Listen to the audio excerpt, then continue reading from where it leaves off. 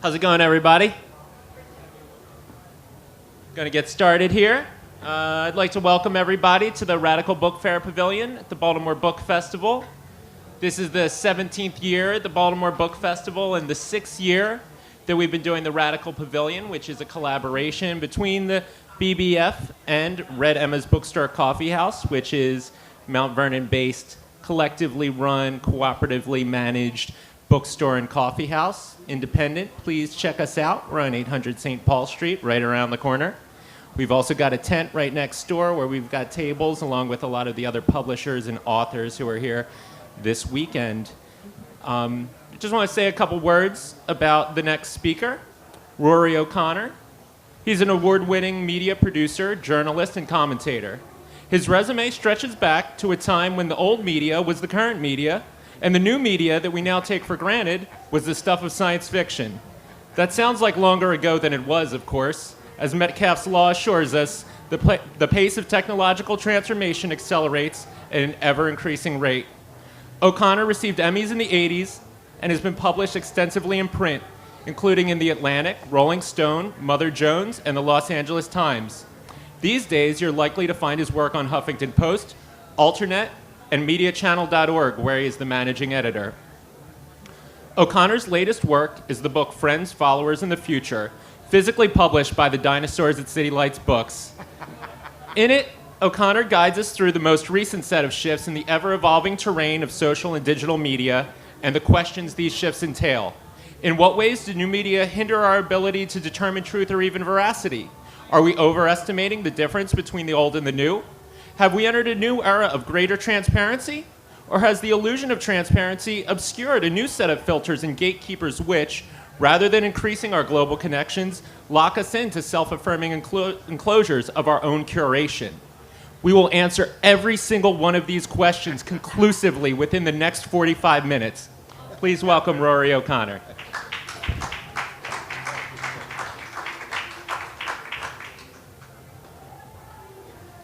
I didn't write that introduction. Thank you so much, Colin. And it's great to be here. How about it for my fellow radicals? Hey, I like that. I remember when that was a dirty word. You know, radical means root. And we're going to be talking about some root ideas here today. Tough act to follow, Richard Wolff, hey? For those of you who are here, we're talking about economic democracy. And I'm going to be talking about a bunch of stuff, but I want to focus on the completion of our political democracy. You know, President Obama recently said, and I agree with him, that you can only change Washington from the outside. Did you hear that? I have a question for President Obama. Why didn't he try that? All right, so that's what I'm going to be talking about in a moment, about politricks, as my Rastafarian friends so accurately call it. But first, let me just back up and give you a little bit of a broader perspective on my book. You know, there really is, in case you haven't noticed, a revolution going on right now all around us. But it's not solely a political revolution. In fact, it's the digital information revolution. And it's affecting and encompassing nearly every aspect of the way that we now live, work, play, do business, and yes, engage in politics, both in campaigning and in governance. And my message and the message of the book is if that you work in a field or an industry or in an area of our society that has not yet been almost totally disrupted by the digital information revolution, well, just strap in and wait, because it's coming very, very soon to a theater right near you. So, why is this happening? What is happening? Well, as I was writing this book in Manhattan where I live, demonstrators literally 2 miles away had taken to the streets and had occupied a place called Zuccotti Park out of the blue, September 17th of last year, just a year ago, as I'm sure you all recall.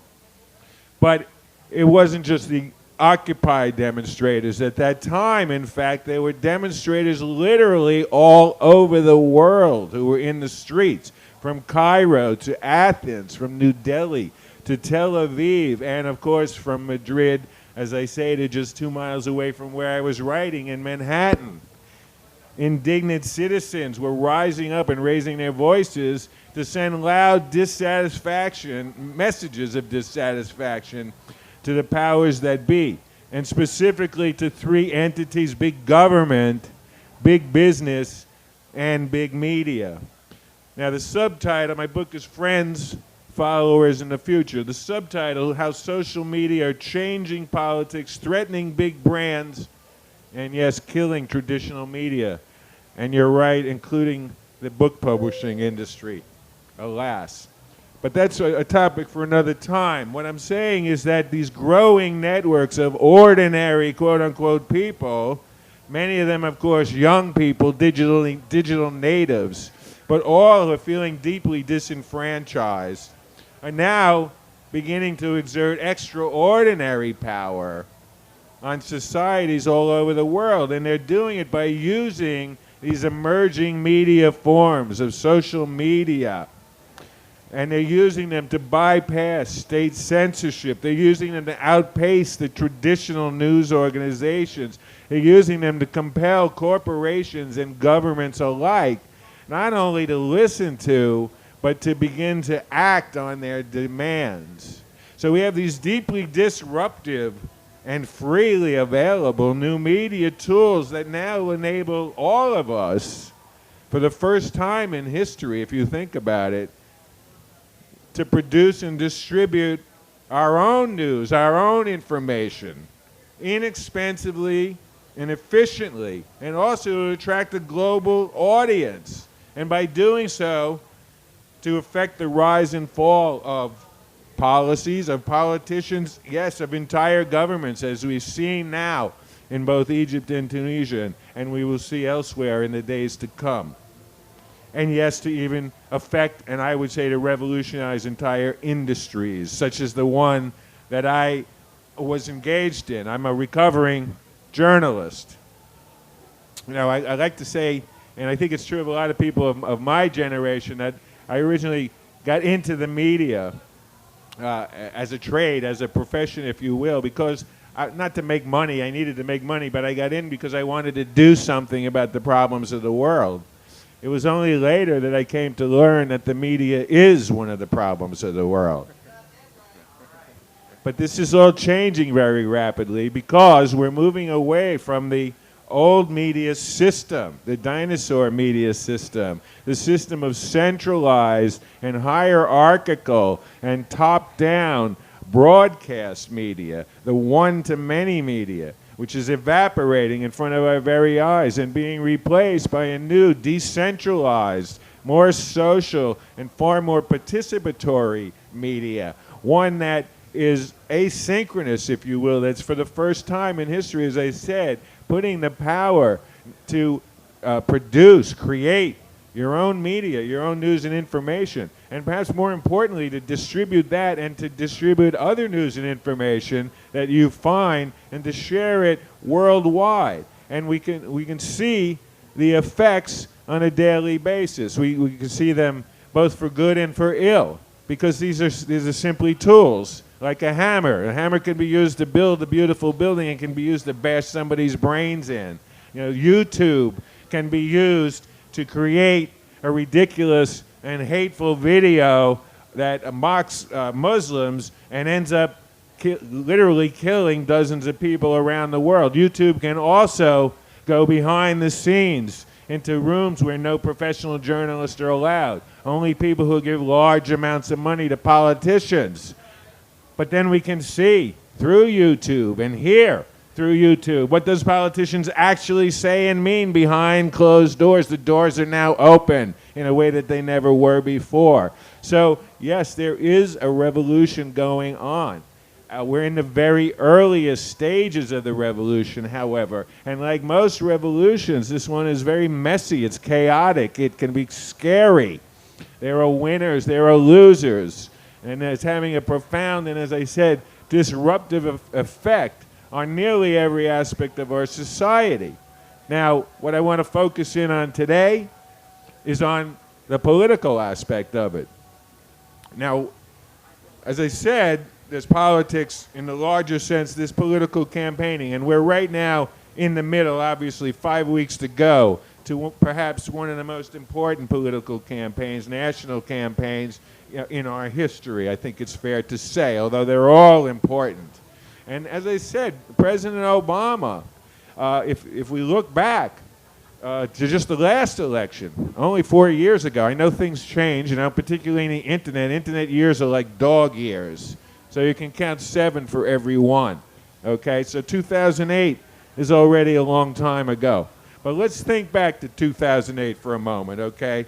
Because that was really one of the first elections where this asynchronicity of social media played a very important role, as we know. So President Obama would not be president today were it not for social media and were it not for the disruptive effects of the digital information revolution that I'm talking about. It was actually the fact that he was able to embrace the social media in a way that no politician ever had before, that he literally created a clone of Facebook, working with one of the co-founders of Facebook, Chris Hughes, to create something called MyBarackObama.com, which was his own social network. Now, it is true that social media had been used before by Howard Dean, for example, and even before that, to some extent, by John McCain and Bill Bradley, if you want to go back. But they largely used it simply to raise money. Barack Obama used it to raise money, but he also used it in myriad other ways. So let me just take a moment and remind you of what not Barack Obama did, but what we the people did in 2008 using social media in order to campaign. So aided by MyBarackObama, which was this Facebook-like social network, and employing a team of very young and web-savvy programmers and developers many of whom had cut their teeth on Howard Dean's campaign in 2004, Obama used social networks, number one, to raise record-breaking amounts of money. How much money? Does anybody know? Anybody guess? More than $500 million, okay, from 3 million donors. They made a total of 6.5 million donations online alone. Had never been done before. Obama also pioneered the use of the new media to circumvent the long-standing media and political brands of the past in order to communicate with his followers, his supporters directly and to some extent interactively. So there were 2 million profiles that were created on MyBarackObama.com. There were 35,000 different volunteer groups created. They made 3 million calls in the last 4 days of the campaign using the virtual phone banking platform that Obama created. But it wasn't just MyBarackObama.com. Obama had 5 million supporters on other social networks. He had a profile on more than 15 online communities, everything from Black Planet, which is, if you will, kind of a MySpace for African Americans, to Eons, a Facebook for baby boomers. Wherever there was a social network, we found Barack Obama. He was so effective at energizing college-age students.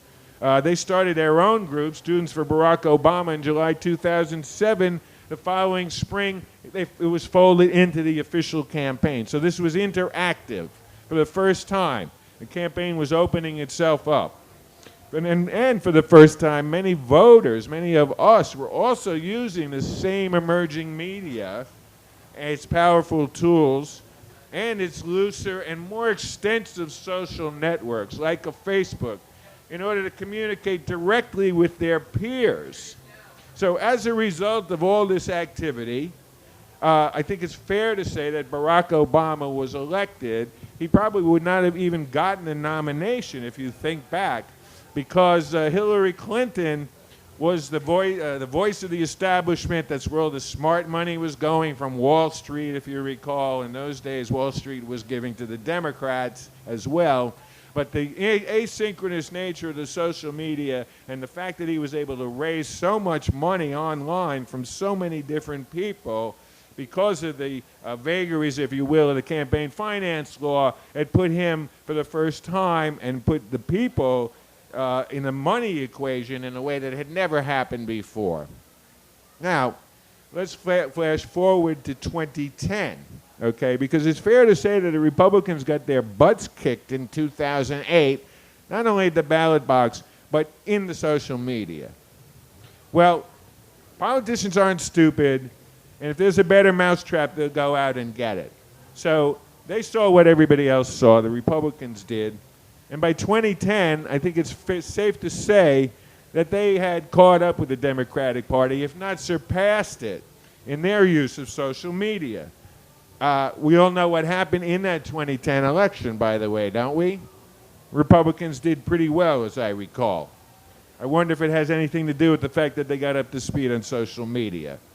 I'm telling you the answer to that. Now, let's look at just a couple of campaigns on the Republican side in 2010 that social media worked well for. And I know this because I went out and did a little reporting, and I talked to some of the new media strategists on the Republican side as well as on the Democratic side. One of them, a very smart woman named Mindy Finn. Among other things, Mindy was the director of e-strategy for Mitt Romney's campaign in 2008. So she's operated at a very high level. And here's what Mindy had to say to me about the 2010 election and also in general about the use of social media, which I think is important to share. So first of all, as I said, in her opinion, the Republicans actually surpassed the Democrats in their adroit use of social media in 2010. And she touts in particular 3 Republicans: Marco Rubio in Florida, Sean Duffy in Wisconsin, and believe it or not, a guy named Rick Perry in Texas, for running the best online campaigns in 2010. Marco Rubio got into the Senate race 18 months before the election. If you looked at the polls and money raising then, it was clear he had no shot, Mindy Finn told me. At least that was the conventional wisdom. But those with their finger on the online pulse knew better. So instead, Rubio, working through the new media, embracing the social networks, working with the bloggers, constantly reaching out through social media. What did he do? He upended a sitting incumbent Republican who was running against Charlie Crist. The last time we saw Charlie Crist, he was at the Democratic convention. Okay? So Marco Rubio, the great Hispanic hope of the Republican Party, angling now to run for president in 2016 after the Romney disaster happens in 5 weeks. Remember, you heard it here first. We would not be looking at Marco Rubio in 2016 were it not for Marco Rubio social media in 2010. Similarly, Sean Duffy in Wisconsin was thought not to have a prayer. He's running against a very powerful incumbent, a longtime Democratic office holder named David Obey. Those of you from the Midwest know him. Right from the beginning, Finn said, social media was crucial to Duffy's campaign. He used flip cam videos effectively. He was constantly on Facebook to build an audience. The people who supported him then became the distributors of what he was putting out. And they shared because they cared, she told me. As a result, Duffy built so much excitement online, it ultimately drove Obey out of the race before the election. Finally, Governor Rick Perry. We all saw him in the debates. You know, Governor Oops. Okay? Obviously, he doesn't do too well in legacy media, i.e. broadcast television. But he did pretty well with the social media. Now, let's not forget, he was the incumbent in the race for governor. He was actually the governor, as opposed to the other two running against incumbents. But the establishment of the Republican Party in Texas was supporting his opponent, Senator Kay Bailey Hutchinson. They thought Perry was too Tea Party, too right-wing for the Republican Party. So they turned against the incumbent. So he had this primary challenge. Instead, he was behind in the race. Realizing this, Perry and his advisors immediately changed the tone and message to become more like the Tea Party. And he began running a totally different campaign. Here's Mindy Finn. There was no direct mail. There were no more robocalls and not a lot of television. Instead, it was an online-driven candidacy, and it dramatically shifted the public perception of Perry. It also helped that he was a personal tweeter. Sometimes he spent an entire day with the top bloggers. These days, that's worth an entire day with top funders, says this top strategist. That's how tangible social media is now. Like her Democratic counterparts, who I also spoke with, Mindy Finn is certain there's a transformational shift going on right now in political campaigning. And I would posit down the line in governance as well. Social network is now the very foundation of your campaign. It supports everything you do, she says. It can't be compared to other media, and you just can't run old media campaigns like you did in the past. So, the trend is quite clear. By 2012, we see both parties very active. In fact, we're seeing the first digital election is going on right now, to some extent. Now, but I want to talk about that because, as I said, we're in a revolution. We're only in the earliest stages. And as often happens in many media revolutions, the old forms are initially being transferred to the new media. Those of you of a certain age may remember the early days of television. What was on? A bunch of radio shows, okay? When the net was first invented, they created a homepage.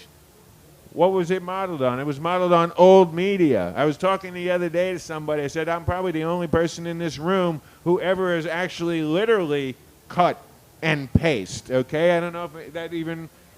All right, so that resonates. But these things are now metaphors, okay? The same thing I would posit is happening in politics, which is that we're seeing some adoption of this no social media by both campaigns, okay? The Democrats are doing it extremely well. Romney not so well, but Romney isn't doing most of his campaigning very well. But I will tell you he has a very sharp digital media director named Zach Moffett.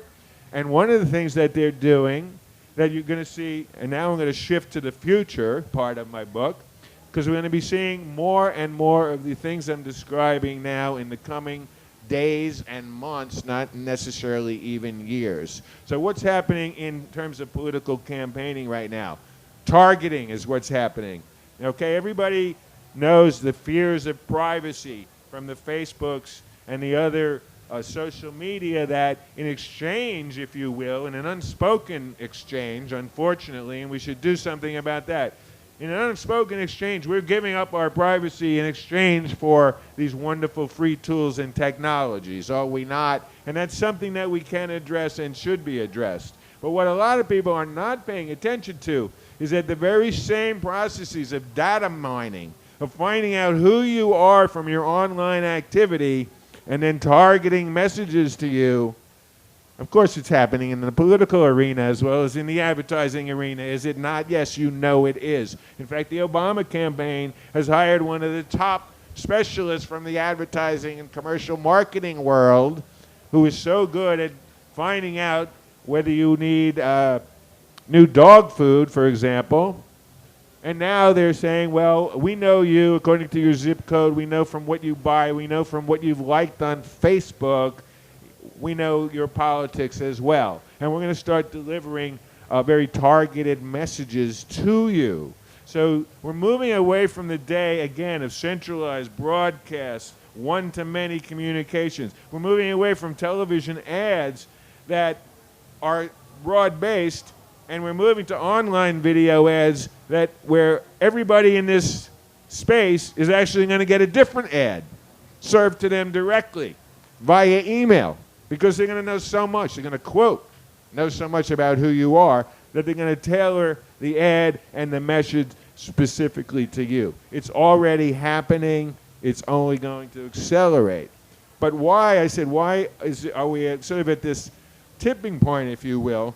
Because once again, the president and his contender are using the new media forms, but they're using them in the old way. So what is Obama, for example, doing online? He's raising massive amounts of money online again.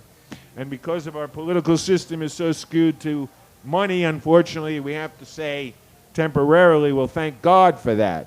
But here's my question. What is he spending the money on? Television. He's raising money in the new media and spending it in the old media. This is an old way of thinking. And most of it is being spent, frankly, on saturation bombing the airwaves in only 9 states and ignoring the rest of us. Okay? So this is, as I say, an example of the old thinking. Another example is the new media allows us, demands that we share, that we be interactive. You've heard, let's join the conversation. Well, where's the conversation that we're having with Barack Obama and Mitt Romney through the social media? No. They're delivering their message. They're broadcasting to us. Okay? So, as I said, we're in this kind of an interregnum now where the social media is coming in and they're realizing, saying, well, hey, this is a great new tool that we can use for all these old purposes. We can go, it's like Richard was saying, we can take the money from the people who are online and we can spend it on this old media, on television. And of course, it's a windfall, as I can tell you from anybody who's worked in television, will tell you every 4 years it's an annual windfall for the broadcasters who, as Richard so accurately pointed out, after all, are only using the airwaves that we own. And they're using them to make money hand over fist by taking this money, most of it in the form of attack ads, which after all are meant to suppress votes, to convince you that they all suck, so don't vote for any of them, and taking this money, if you will, from the new social media, but using it for an old purpose, for a perverse purpose. Now, why do I bring this up? Because 2 reasons, and then I want to wrap up and get to questions. Because if you want, I'd certainly like to broaden this out just beyond the political. But I use this as an example because, as I said, I could be talking about the media, I could be talking about branding, I could be talking about higher education, which is in the process of being totally stood on its head, or any other field. But just to wrap up on the political front, we're going to see the way that we the people actually participate in elections, the civic literacy. There's going to be a profound revolution in the next 4 to 8 years, in my opinion, that's only going to accelerate. And this new social media is going to be used in a new way. No longer are they going to come to us just to pick our pocket and to deliver us targeted messages because they think they know who we are. Instead, and this is also something, again, that we have to act on because it doesn't necessarily have to go this way. It could go another way. We're in the earliest days of this revolution, and the outcome is not yet certain. But what it could be, and the vision that I want to leave you with, this idea of completing our political democracy. What we need to do is take these tools that have potentially have empowered us so much, that where we can create information, we can gather information, we can spread it anywhere, literally at the speed of light. We could raise our own money. We could raise our own money to limit the use of money in our political system. Again, as Richard, for those of you who are here, alluded to. So all of these changes that we need in the political system can come through this digital information revolution. There is going to be change. The question is, what is the change? So I started the talk, and I'll end the talk, if you will, again, by addressing President Obama. I agree with President Obama. You cannot change Washington from the inside. We've seen that time and time again. As a matter of fact, every 4 years, we have 2 candidates, most of whom have spent almost all their lives in Washington, running as Washington outsiders. Why do all our presidential candidates run as Washington outsiders? Because you can't change Washington from the inside, as the president said. You can only change it from the outside. So my challenge to President Obama, and if not to him, to Hillary Clinton, to Andrew Cuomo, to Marco Rubio, to all those who are going to be running in 2016 and beyond, is will you open up the conversation? Because if you won't, we need to open up the conversation. We need to make voting fun again. We need to make it easier. We need to make it so you can vote online. We need to make it so you can raise money over your cell phone and use that to support the candidate that you want, to battle against people like Marvin Adelson, who can write a $15 million check every week and give it to one candidate, Newt Gingrich, and the next week give it to Mitt Romney. And then the following week give an interview where he says, the reason I'm giving all this money to the candidates is very, very simple. I've got some problems, some business problems, and some potential criminal problems with my business in Israel and in China, and I want their help. Why do you think I'm giving them money? So all this needs to change, of course, but all this can change, and I would posit all of this is going to change. You can only change Washington, you can only change the country, you can only change these embedded systems from the outside. We now, for the first time in history, actually have become empowered with these new tools, as we have seen, as I said, in Egypt, in Tunisia. And let me just depart for a moment and talk about the international political scene. You know, people call these, like to call them the Facebook revolution in Iran, the Twitter revolution. And of course, there's been pushback rightly against that. But I'm here to tell you that it's both not a Facebook revolution and it is a Facebook revolution. You know, I went to many of the activists, the young activists who were in Cairo, and I asked them the question, you know, everybody in the United States seems to think this is a Facebook revolution. What do you think?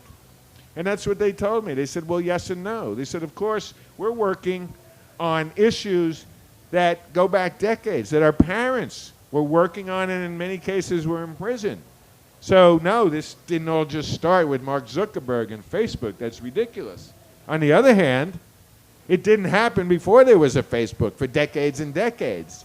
So this empowered us, this helped us, and this accelerated. And as one of them put it to me, he said, Rory, you know, the internet is not the revolution, but the internet has helped the revolution.